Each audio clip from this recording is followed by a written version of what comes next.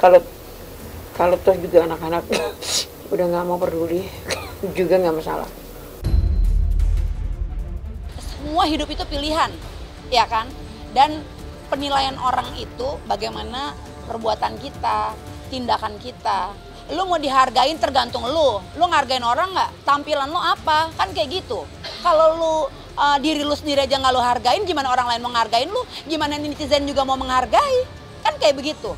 Jadi tolong dipikir gitu loh.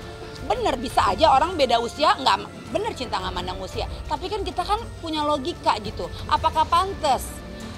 Tolong mami berpikir pantas nggak kalau aku sama seseorang ini, ya di luar nama besar adik gue deh, misalnya kan nggak pantas. Janganlah memancing orang jadi apa ya? Jadi berkata buruk gitu loh. Jadi dicemooh. Janganlah. Udah malu banget. Gue kan juga jadi kena dampak. Semuanya kena dampak. Diketawain lo tau gak sama seluruh orang. Pansos lo nggak banget. Nggak salah. Yang berantakan itu siapa? Yang berantakan itu kan keluarga gue. Gara-gara dampak dia. Jadi kayak gini.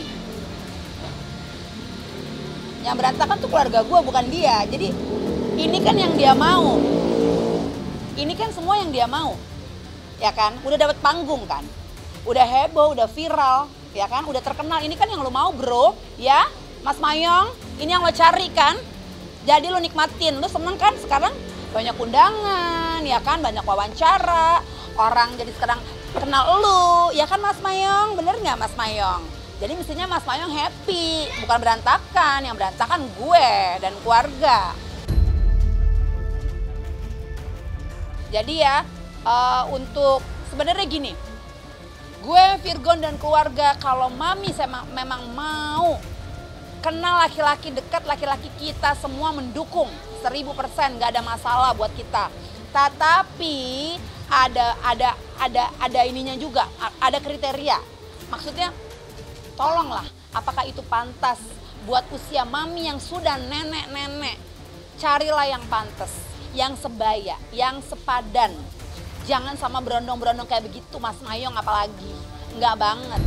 Carilah yang benar-benar ada sosok yang mami cari, yang mami bisa berlindung, yang melindungi, yang bisa tukar pikiran gitu, yang bisa sharing, yang bisa bersandar gitu loh. Yang bisa kasih makan mami, bukan malah mami yang kasih makan, kan gitu. Saya kan punya hak juga untuk menentukan hidup saya kan gitu.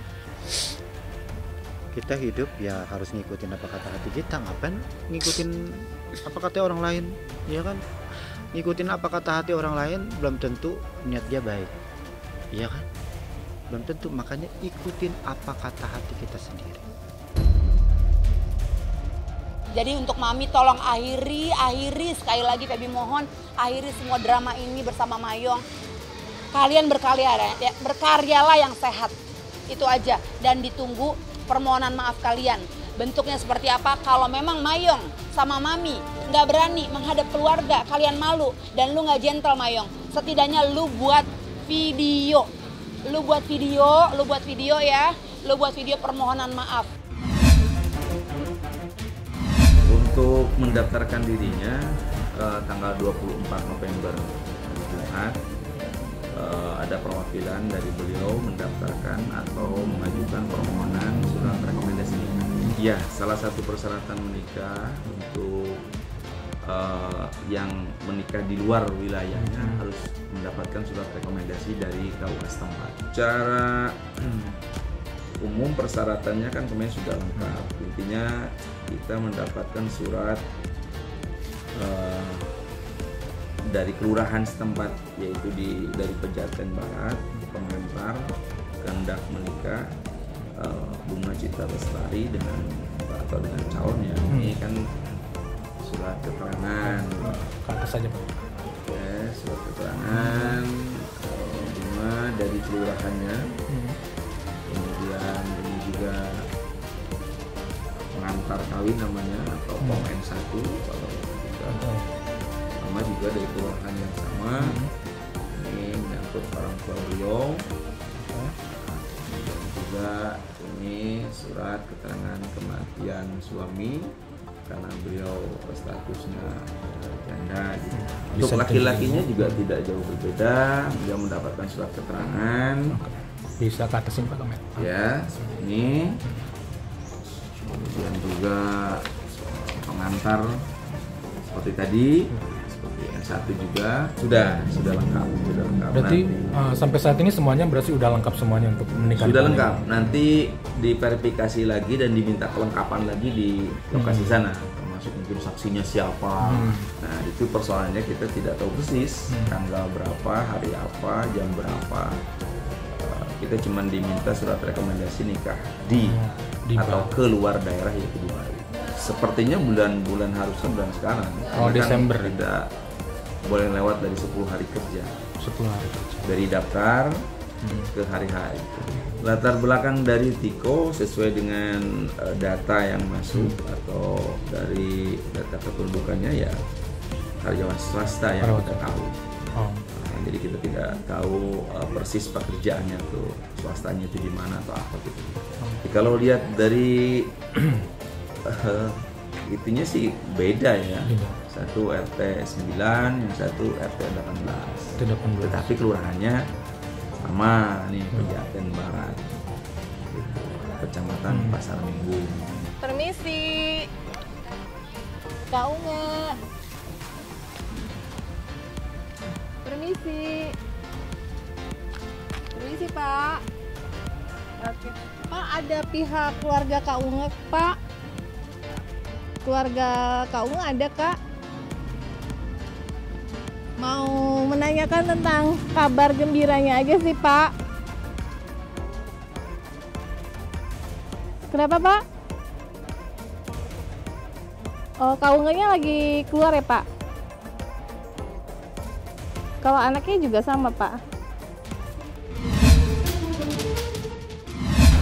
Hari Jumat kalau nggak salah ini kita sudah melakukan legal action ini. Kami tim yang ribuan orang itu nanti akan melaporkan seseorang yang terlibat di dalam perkara itu, yaitu salah satu diantaranya adalah yang menyembunyikan barang bukti CCTV. Itu hari Jumat akan kita laporkan ke Mabes Polri. Ya, kita akan laporkan gitu. Jadi kita akan berangkat kan, seperti saya janjikan, ini kita nggak biarkan kan. Jadi semua orang-orang yang diduga melakukan kejahatan di dalam kasusnya Jessica Wongso itu akan kita laporkan supaya terungkap. Dan dengan terungkap, negeri ini baik, kepolisian juga namanya bagus, ya kan? Itu sebenarnya saya katakan, saya harapkan kalau ini kita laporkan kepada polisi seandainya pun ada oknum polisi di dalamnya, tolong jangan diproteksi, jangan usah, tapi harus ditindak. Terlalu mahal harga institusi hanya untuk melindungi 1-2 orang oknum. Mendingan oknumnya ini harus dibersihkan supaya institusi Polri-nya bagus. Jadi nanti kalau mau melapor, itu harapan kami daripada institusi kepolisian, ya. Sudah, dan bukti-buktinya sangat akurat sekali ya. Jadi kalau udah nanti terbukti bahwa CCTV-nya direkayasa, kemudian umpamanya otopsinya dihalang-halangi dengan tujuan tertentu, ya kan? Maka mereka itu harus diproses gitu loh. Ya, kalau ini nggak terungkap, saya kira ini akan bahaya. Makanya DPR juga udah mulai bicara kan. Yang saya hanya sangat heran sebenarnya kok Pak Mahfud nggak pernah mau bicara sebagai Menteri Polhukam. Biasanya kan beliau kan selalu respon, tapi untuk kasus ini dia diam saja gitu loh. Nah itu sangat kita sayangkan Pak. Jadi mudah-mudahan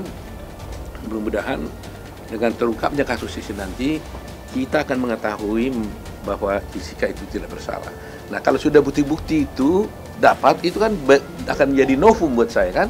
Bukti baru. Nah ini adalah dasar saya nanti untuk mengajukan peninjauan kembali ke Mahkamah Agung. Ini sudah menjadi kasus rakyat Indonesia. Tiap hari di TikTok ribut terus orang, ya kan? Nah karena itulah sebabnya ribuan orang advokat juga mau bersatu secara pro bono, gratis. Sebenarnya nggak punya kerja, ada advokat itu punya, tapi perasaannya itu terluka, ya keadilannya itu tuh tercabik-cabik gitu. Jadi itu sebabnya. Ya, mudah-mudahan lah mulai hari Jumat kita laksanakan itu laporan. Setelah itu nanti tahap berikutnya kita lapor lagi yang lainnya sampai terungkap, kita kan tahu. Karena sampai sekarang saya juga penasaran. Coba itu Oliver, pemilik Oliver, itu gak diperiksa dulu. Kalau ada kejahatan di satu restoran, ya tentunya pertama kali yang diperiksa kan pemiliknya dong. Karena CCTV kan diambil dari situ. Saya mau pengen tahu kenapa gak diperiksa gitu loh. Terus beberapa saksi yang penting yang mengambil barang bukti pada waktu persidangan gak diperiksa gitu loh. Kenapa? Ada katanya di situ ada pembantu katanya disuruh buang celana.